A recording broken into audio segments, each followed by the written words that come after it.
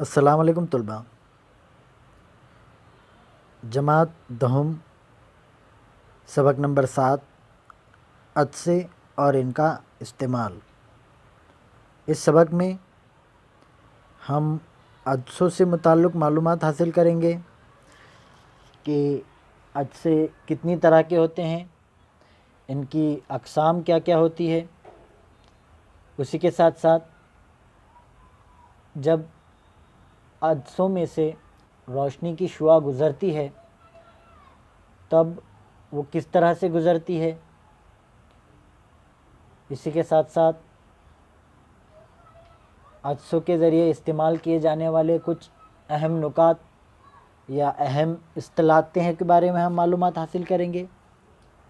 اسی کے ساتھ ساتھ عدسوں سے بننے والا عکس کس طرح سے ہمیں حاصل ہوگا، اس کے متعلق ہم معلومات حاصل کریں گے۔ اس سے پہلے ہم جماعت نہم میں آئینوں کے بارے میں معلومات حاصل کر چکے ہیں۔ آئیے اس سبق میں ہم عدسوں سے متعلق معلومات حاصل کرتے ہیں۔ آپ نے اکثر اپنے گھر میں موجود ضعیف لوگوں کو دیکھا ہوگا کہ وہ اکثر اوقات اینک استعمال کرتے ہیں۔ عزیز بچوں، اس اینک میں لگا ہوا جو شیشہ ہوتا ہے وہ عدسے ہی ہوتے ہیں۔ اسی طریقے سے آپ نے ہمارے گھروں میں لگے ہوئے دروازوں میں اکثر اوقات اگر کوئی مہمان آتا ہے تو باہر کون کھڑا ہے یہ دیکھنے کے لیے ہم دروازے کے بیچ میں ایک شیشہ لگاتے ہیں، وہ شیشہ بھی عدسہ ہی ہوتا ہے۔ دوربین، گھڑی ساز کا آلہ، کیمرہ، اس طرح کی چیزوں میں بھی ہم عدسوں کا استعمال کرتے ہیں۔ عدسے دو شفاف سطحوں سے بنا شفاف واسطہ ہوتا ہے۔ جس عدسے کی دونوں سطح کروی ہوتی ہے اور باہر سے ابھری ہوئی ہو اسے محدب عدسہ یا دوہرا محدب عدسہ کہتے ہیں۔ یعنی کہ اس عدسے کی جو بناوٹ ہوتی ہے وہ کونوں پر کم ہوتی ہے اور بیچ میں زیادہ ہوتی ہے۔ ایسے عدسے کو ہم محدب عدسہ کہتے ہیں۔ جس عدسے کی دونوں سطح کروی اور اندر کی جانب ہو اسے مکر عدسہ کہتے ہیں یا دوہرا مکر عدسہ کہتے ہیں۔ یہ عدسے کناروں پر موٹے ہوتے ہیں اور درمیان میں بنسبت کناروں کے یہ تھوڑا کم پتلا ہوتا ہے۔ ایسے عدسوں کو مکر عدسے کہتے ہیں۔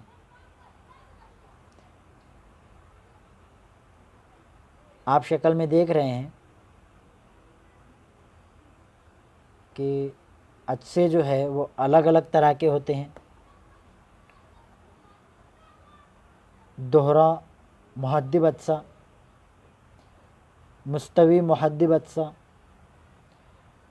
مکر محدب عدسہ، دوہرا مکر عدسہ، مستوی مکر عدسہ اور محدب مکر عدسہ، یہ عدسوں کی قسمیں ہیں۔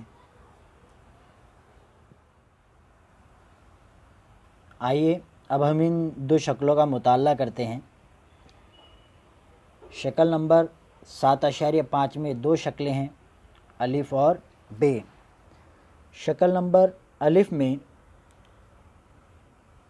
محدب عدسے کا استعمال کیا گیا ہے اور شکل نمبر بے میں مکر عدسے کا استعمال کیا گیا ہے۔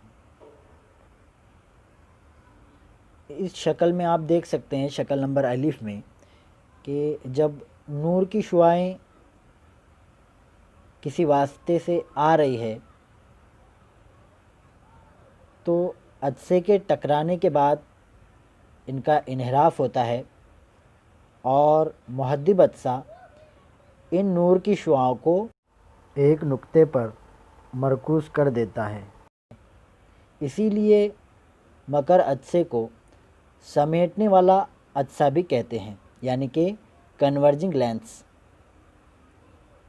इसी तरीके से बे शक्ल बे में ये दिखाया गया है कि जब मंबा नूर से नूर की शुआएं आती है और मकर अदसे से टकराती है तो आने वाली नूर की शुआओं का इन्हिराफ होता है और उसके बाद ये जो नूर की शुआएं हैं ये एक दूसरे से परे हटती है, यानी कि ये फैल जाती है। इसलिए इस अदसे को फैलाने वाला अदसा यानी कि डाइवर्जिंग लेंस कहते हैं। इसे हम एक वीडियो की मदद से आसानी से समझते हैं। इस वीडियो में आप देख सकते हैं कि मंबा नूर से नूर की शुआएं आ रही है और अब यहाँ पर हम मुहद्दिब अदसा रखते हैं तो देखिए किस तरह से नूर की शुआएं जो है वो एक नुक्ते पर मरकूज़ हो जाती है। नूर की शुआएं इन्हिराफ करके एक नुक्ते पर मरकूज़ हो जाती है। देखिए आप ये आसानी से समझ सकते हैं। आइए अब हम मुहद्दिब अदसे को देखते हैं। मुहद्दिब अदसा जो है वो नूर की शुआओं को फैलाता है, इसीलिए उसे फैलाने वाला अदसा कहते हैं। अदसे से मुताल्लिक़ इस्तिलाहात पेशकश मोहम्मद बिलाल। मरकज़ इन्हना। मरकज़ इन्हना मतलब अदसे की सतह जिस कुर्रे का हिस्सा होती है इसके मरकज़ को मरकज़ इन्हना कहते हैं। आइए समझते हैं। ये जो अदसा है ये बना है इन दो कुर्रों की मदद से और इसके ये जो मरकज़ है ये मरकज़ कहलाएंगे मरकज़ इन्हना। इन्हना का निस्फ कुत्र। मरकज़ इन्हना से अदसे की सतह का फासला इन्हना का निस्फ कुत्र कहलाता है। ये अदसा इन दो कुर्रों की मदद से बना है और इन कुर्रों के जो निस्फ कुत्र है वो कहलाएंगे इन्हना का निस्फ कुत्र। महवर ख़ास। दोनों मरकज़ इन्हना से गुज़रने वाले ख़याली ख़त को महवर ख़ास कहते हैं। आइए समझते हैं। ये दो मरकज़ इन्हना हैं C1 और C2। इन दोनों से गुज़रने वाले एक ख़याली ख़त को हम कहेंगे महवर ख़ास। देखिए इस तरीके से नज़र आएगा। ये मरकज़ इन्हना और इससे गुज़रने वाला ये ख़याली ख़त जिसे हम कहेंगे महवर ख़ास। नूरी मरकज़। अदसे के महवर ख़ास पर वाक़े जिस नुक्ते से रोशनी की शुआ बग़ैर इन्हिराफ के गुज़र जाती है उसे नूरी मरकज़ कहते हैं। ये है महवर ख़ास और महवर ख़ास से इस नुक्ते पर ये जो शुआ है बग़ैर मुनहरिफ हुए सीधी सीधी गुज़र रही है, इसलिए ये जो नुक्ता है ये नुक्ता कहलाएगा नूरी मरकज़। मख़सूस नुक्ते मास्का। जब महवर ख़ास के मुतवाज़ी रोशनी की शुआएं इन्हिराफ के बाद महवर ख़ास पर एक नुक्ते पर मरकूज़ होती है उसे मख़सूस नुक्ते मास्का कहते हैं। महवर ख़ास के मुतवाज़ी नूर की शुआ जब अदसे से टकराती है, इन्हराफ होकर वो ایک نقطے پر مرکوز ہوتی ہے اس نقطے کو کہتے ہیں مخصوص نقطۂ ماسکہ۔ طول ماسکہ عدسے کے مخصوص نقطۂ ماسکہ اور نوری مرکز کے درمیانی فاصلے کو طول ماسکہ کہتے ہیں۔ آئیے سمجھتے ہیں۔ مخصوص نقطۂ ماسکہ سے نوری مرکز کے درمیان کا فاصلہ، یہ طول ماسکہ کہلاتا ہے۔ عدسے کے ذریعے ملنے والے عکس کے اصول پیشکش محمد بلال۔ اگر شعاع وقوع محور خاص کے متوازی ہو تو شعاع منحرفہ نقطۂ ماسکہ سے گزرتی ہے۔ آئیے دیکھتے ہیں۔ وقوع ہے اور یہ محور خاص، جب شعاع وقوع محور خاص کے متوازی آتی ہے، پیرالل آتی ہے، تب شعاع وقوع عدسے سے ٹکرانے کے بعد شعاع منحرفہ کے طور پر نقطۂ ماسکہ سے ہو کر گزرے گی۔ اگر شعاع وقوع نقطۂ ماسکہ سے گزرتی ہو تو شعاع منحرفہ محور خاص کے متوازی ہوتی ہے۔ شعاع وقوع اگر نقطۂ ماسکہ سے گزرتی ہے تو شعاع منحرفہ محور خاص کے متوازی ہوگی۔ اگر شعاع وقوع نوری مرکز سے گزرتی ہو تو کوئی انحراف نہیں ہوگا۔ آئیے سمجھتے ہیں۔ اگر شعاع وقوع نوری مرکز سے گزرتی ہے تو وہ بغیر منحرف ہوئے سیدھا گزر جائیں گی، یعنی کہ شعاع منحرفہ بالکل بھی انحراف نہیں کریں گی۔ یہ آپ دیکھ سکتے ہیں۔ عام طور پہ ہمیں پردے پر جو عکس ملتا ہے اسے ہم حقیقی عکس کہتے ہیں۔ یہ دیکھیے پردے پہ جو عکس ہے وہ حقیقی عکس ہے، اور آئینے میں جو عکس نظر آتا ہے وہ مجازی عکس ہوتا ہے۔ آئیے اب ہم محدب عدسے کے ذریعے حاصل ہونے والے مختلف عکس کا مطالعہ کرتے ہیں۔ پہلا، اگر جسم لامحدود فاصلے پر ہو تو محدب عدسے کے ذریعے بننے والے عکس کا مقام جو ہے وہ نقطۂ ماسکہ F2 کے قریب ہوگا۔ اس کے ذریعے ہمیں جو عکس حاصل ہوگا وہ بہت ہی چھوٹا نقطۂ نما ہوگا۔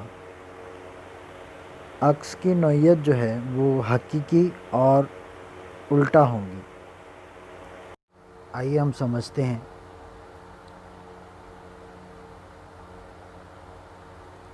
اگر کوئی جسم لامحدود فاصلے پر ہو تو اس کا بننے والا عکس نقطۂ ماسکہ یعنی کہ F2 پر بنے گا، اور وہ بہت چھوٹا ہوگا، نقطۂ نما ہوگا اور حقیقی ہوگا اور الٹا ہوگا۔ دوسرا، جسم کا مقام 2F2 سے پرے، اس کے ذریعے بننے والے عکس کا مقام جو ہے وہ F2 اور 2F2 کے درمیان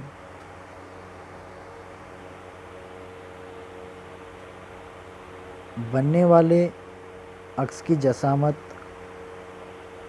چھوٹا، عکس کی نوعیت حقیقی اور الٹا۔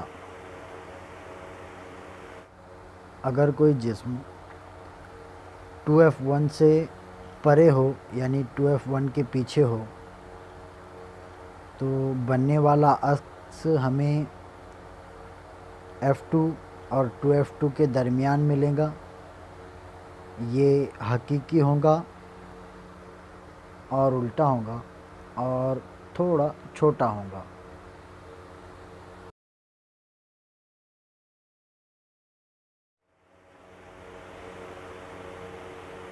تیسرا، جسم کا مقام 2F1 پر محدب عدسے کے ذریعے حاصل ہونے والے عکس کا مقام 2F2 پر، اس کے ذریعے جو عکس بنے گا وہ جسامت میں مساوی ہوگا، یعنی کہ جتنا جسم ہوگا برابر اتنی ہی جسامت کا عکس ہوگا، اور بننے والا عکس جو ہے وہ حقیقی اور الٹا ہوگا۔ اگر کوئی جسم 2F1 پر موجود ہو تو اس کے ذریعے بننے والا عکس ہمیں 2F2 پر حاصل ہوگا۔ اس کی جسامت جسم کے مساوی ہوں گی، یہ حقیقی اور الٹا ہوگا۔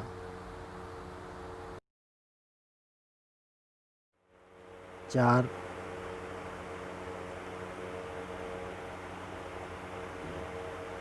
F1 اور 2F1 کے درمیان جسم کا مقام اگر ہو تو بننے والا عکس 2F2 سے پرے ہوگا۔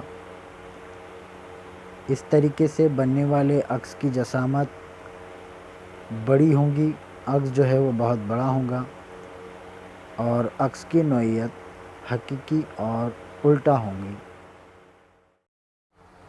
اگر جسم F1 اور 2F1 کے درمیان موجود ہو تب بننے والا عکس ہمیں 2F2 سے پرے ملے گا، جو جسم کے مقابلے بڑا ہوگا اور حقیقی اور الٹا ہوگا۔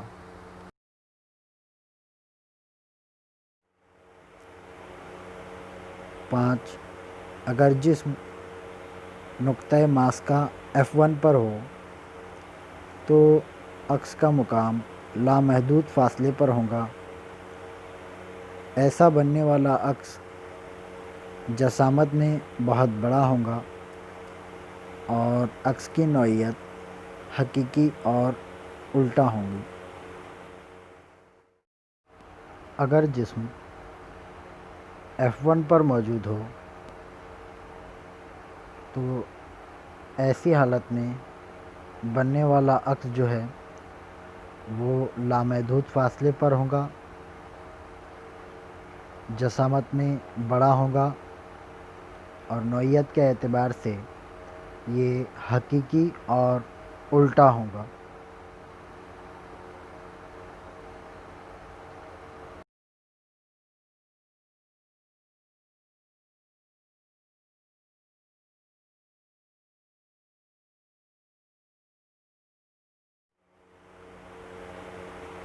چھ،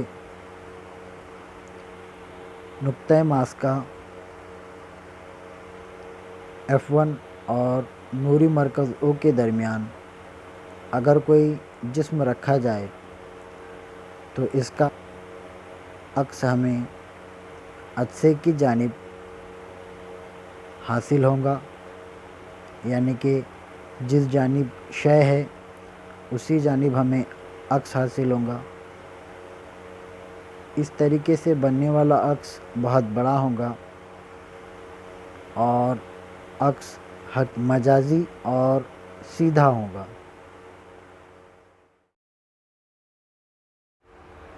اگر کسی جسم کو نوری مرکز اور نقطۂ ماس کا F1 کے درمیان رکھا جائے تو بننے والا عکس جسم کی ہی جانب بنے گا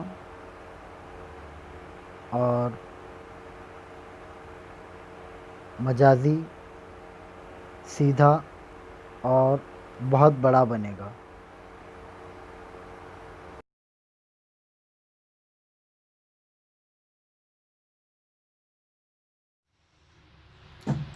آئیے بچوں، اب ہم مروجہ علامتیں یعنی کہ سائن کنونشن سیکھتے ہیں۔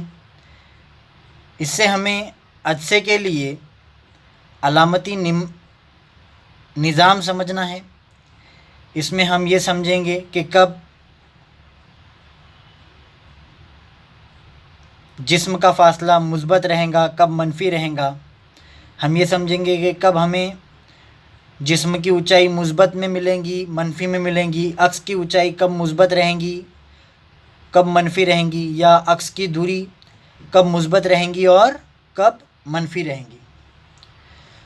آپ نے اکثر ترسیم بناتے وقت اپنی ترسیم کاپی میں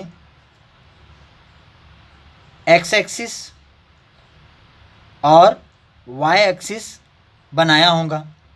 ہم انہی کی مدد سے مروجہ علامتیں سیکھیں گے۔ اگر ایکس ایکسس اور وائی ایکسس کے مبدأ کے مقام پر ہم عدسے کو رکھتے ہیں تو جو جسم ہوگا وہ ہمیشہ عدسے کی بائیں جانب ہوگا۔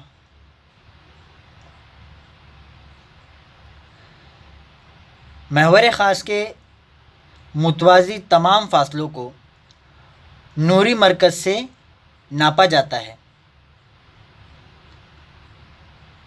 نوری مرکز کے دائیں جانب ناپے گئے سبھی فاصلے مثبت مانے جاتے ہیں۔ آپ کو پتہ ہے کہ یہ نوری مرکز رہے گا یہاں پر عدسے کا، اور اس کے دائیں جانب یہ جو حصہ ہوتا ہے ایکس ایکسس کا، یہاں پر جو قیمتیں ہیں یہ مثبت میں رکھی جاتی ہے۔ اس لیے عدسے کے اس جانب جتنا بھی فاصلہ رہے گا وہ مثبت میں ہوگا، اور اسی کے ساتھ ساتھ عدسے کی بائیں جانب اس طرف جو قیمتیں ہوتی ہے وہ منفی میں ہوں گی، یعنی کہ جسم کا جو فاصلہ ناپا جائے گا وہ منفی میں ہوگا۔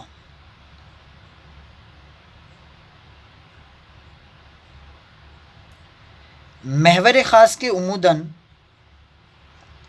اوپر کی جانب جو فاصلے ناپے جائیں گے جسم کی یا عکس کی اونچائی جو بھی ناپا جائے گا وہ مثبت میں رہیں گا، کیونکہ ہم اچھی طرح سے جانتے ہیں کہ وائی ایکسس میں یہ جو اوپر کی جانب جو قیمتیں ہوتی ہے انہیں ہم ہمیشہ مثبت لکھتے ہیں، اور اسی طرح نیچے کی جانب محور خاص کے ایک عدسے میں محور خاص کے نیچے کی جانب جو قیمتیں ہوں گی وہ ہمیشہ منفی میں ہوں گی۔